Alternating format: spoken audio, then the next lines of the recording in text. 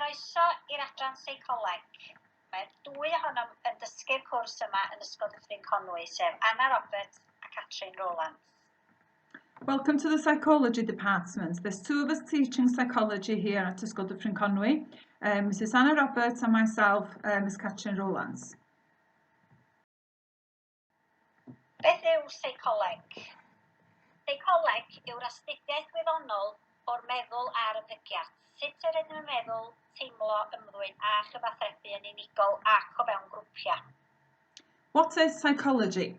Psychology is the scientific study of the human mind and behaviour, how we think, feel, act and interact individually and in groups. Pam dewis astudio seicoleg? Wel, mae o'n bwnc newydd, diddorol a chyfoes. Why choose to study psychology? Well, it's a new, interesting and a contemporary subject. Dyma ychydig o wybodaeth am swyddi posib os yn astudio seicoleg.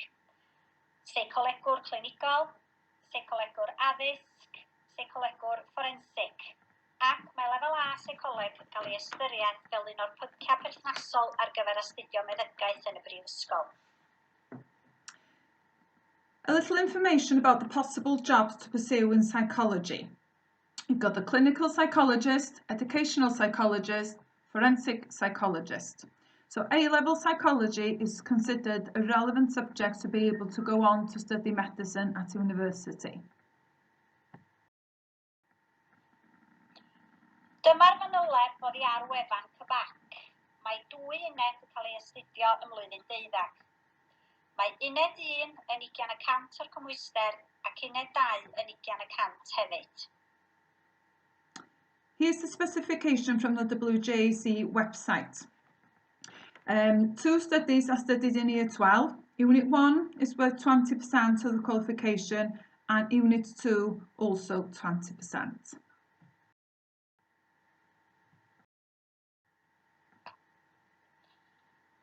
Dyma ychydig o wybodaeth am yr unedau.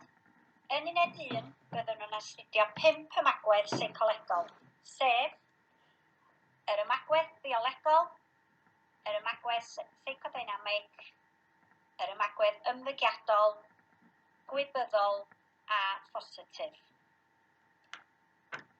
Here's more information on Unit 1. We will be studying 5 psychological approaches, which are the biological, psychodynamic, behaviourist, cognitive and positive. Yn uned 2, mi fyddwn ni'n astudio dadl gyfoes, egwyddorion ymchwil a senarios newydd. In Unit 2, we will be studying the contemporary debate, the principles of research and novel scenarios. Mae dwy uned yn cael ei astudio ym mlwyddyn 13 hefyd, sef uned 3 a 4. Mae uned 3 yn cyfri fel 40% o'r cymwyster ac uned 4 fel 20%. Two units are also studied in Year 13, Unit 3 and 4. Unit 3 covers 40% of the qualification and Unit 4 20%.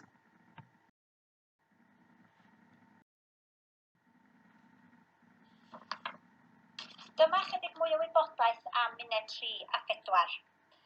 Goblygiadau yn y byd real yw pwnc uned 3 a byddwn yn astudio ymddygiadau gwahanol yn adran A materion dadleuol mewn seicoleg yn adran B. Here's a little more information about Unit 3 and 4. So Unit 3 is the implications in the real world, which are the study of behaviours and the controversies in psychologies.